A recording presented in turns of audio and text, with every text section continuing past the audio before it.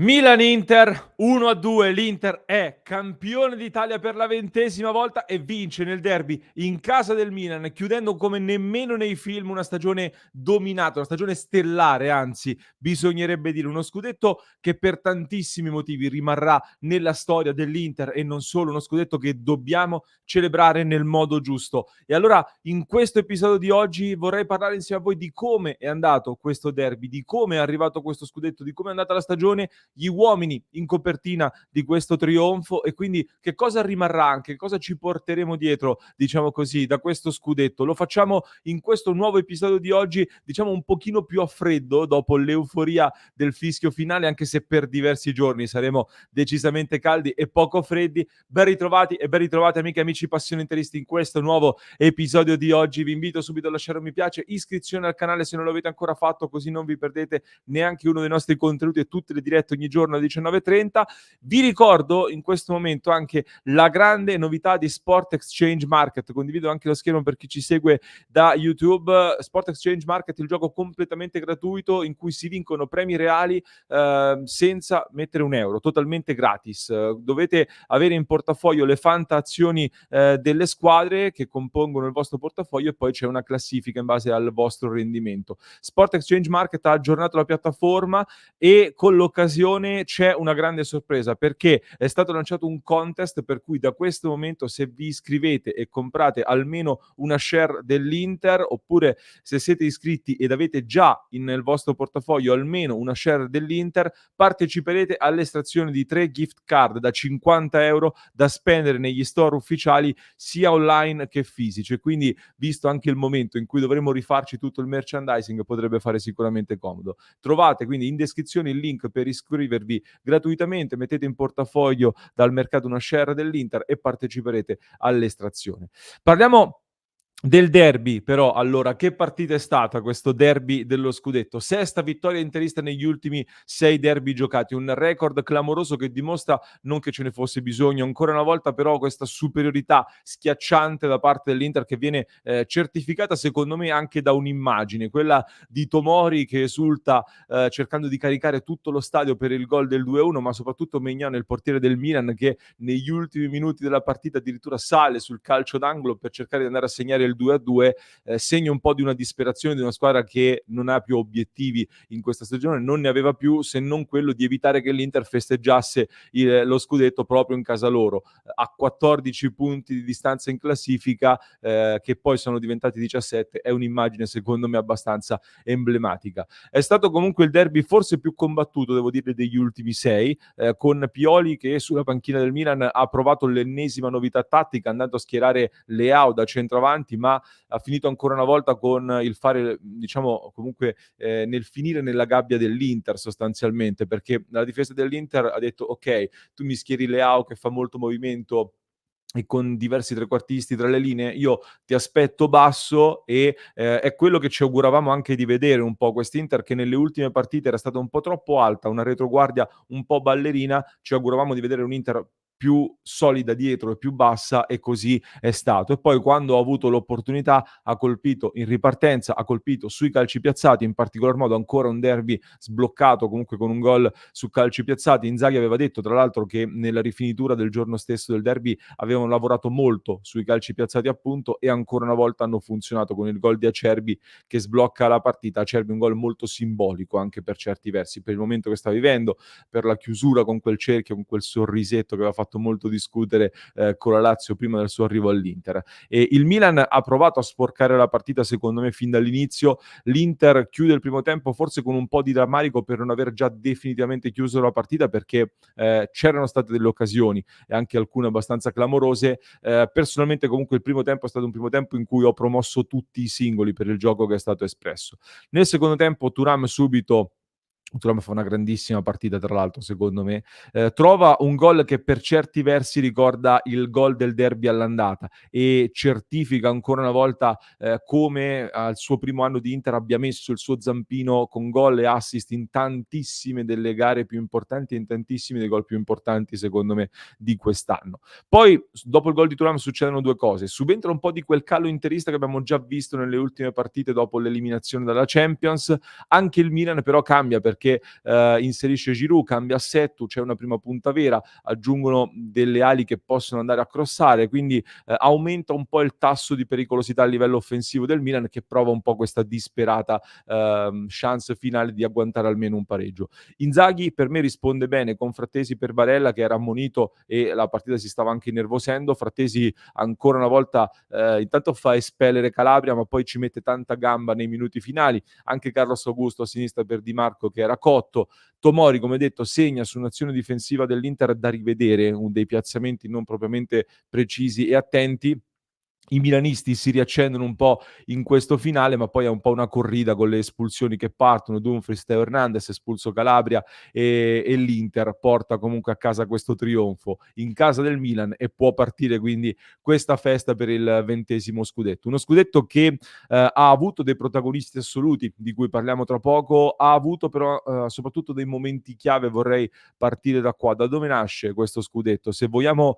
tornare indietro, bisognerebbe tornare, non torniamo addirittura a come è stata costruita quest'Inter, eccetera, ma a me è ritornata subito in mente l'immagine delle lacrime dei giocatori in campo dopo il finale di Inter-Samp, l'ultima giornata dell'anno dello scudetto del Milan, con una ferita che possiamo dire si rimargina oggi con questo trofeo. Ma poi questo è uno scudetto che per tanti nasce anche dalla notte di Istanbul, da quella finale che ha dato tanta consapevolezza a questa squadra, ma forse quella finale lì, e quindi questo scudetto nasce ancora prima, nel senso dalla gara col Benfica, che da lì era iniziata in quella doppia sfida col Benfica in Champions, quella cavalcata nerazzurra, che poi è proseguita secondo me nella prima parte di stagione. Abbiamo ripreso da dove avevamo lasciato, secondo me, nella prima parte di questa stagione, pur vivendo un'estate in mezzo di profonda rivoluzione, perché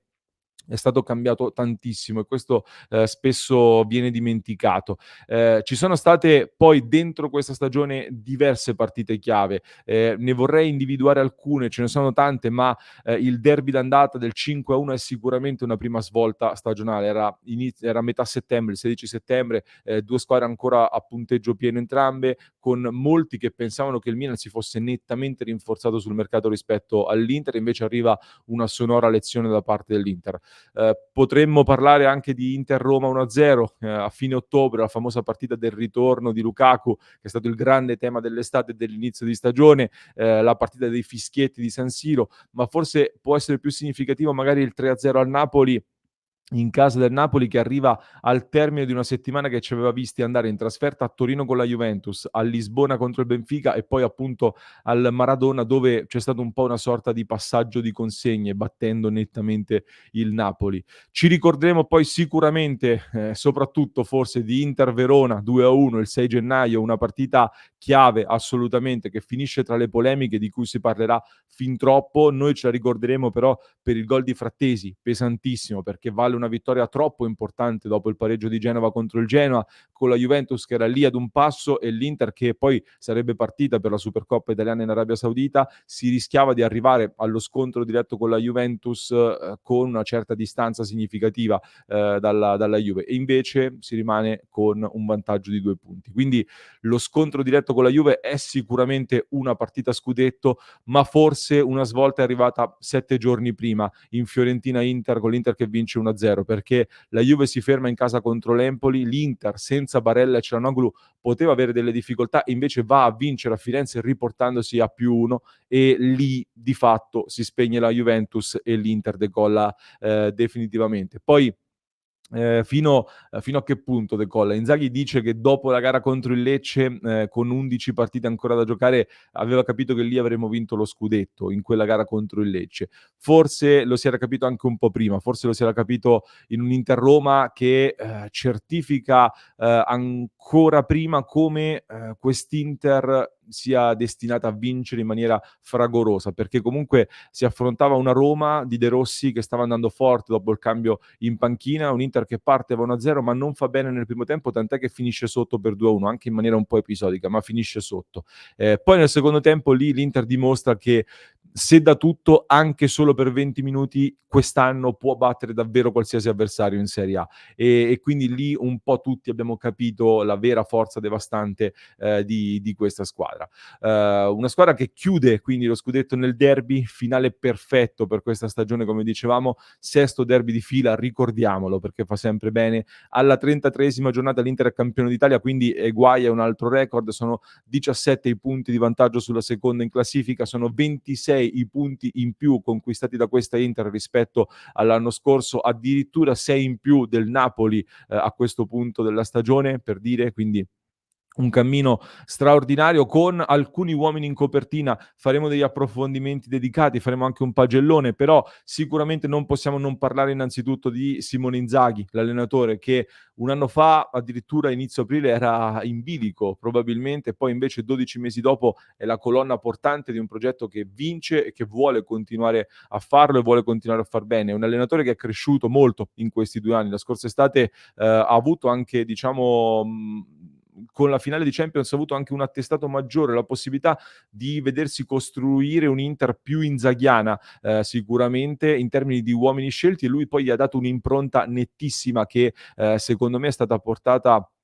ha permesso, ecco, di portare l'Inter oltre quello che è il reale valore. Non voglio togliere assolutamente nulla al valore di questi giocatori che hanno fatto e sono stati incredibili, però il sistema di gioco, quello che è stato portato da Inzaghi, sicuramente quest'anno ha valorizzato tanti giocatori e l'Inter è andata oltre i propri limiti facendo fuori ogni rivale. Il Napoli che si è autodistrutto, la Juventus e il Milan che quando noi abbiamo macinato trionfi non sono stati più in grado di tenere il nostro passo, che andavamo avanti senza errori e quindi loro sono crollati anche per questo. Poi impossibile non citare Lautaro Martinez, capitano, probabilmente capocannoniere di questo campionato nell'anno dello scudetto, è una cosa molto rara, ha vissuto 2 mesi di appannamento, ma è stato un trascinatore unico e anche quando è mancato il suo apporto in termini di gol non è mai mancata la prestazione o quasi mai. C'è il neo della notte di Madrid? Sì, ma in questo scudetto storico sicuramente c'è un grande timbro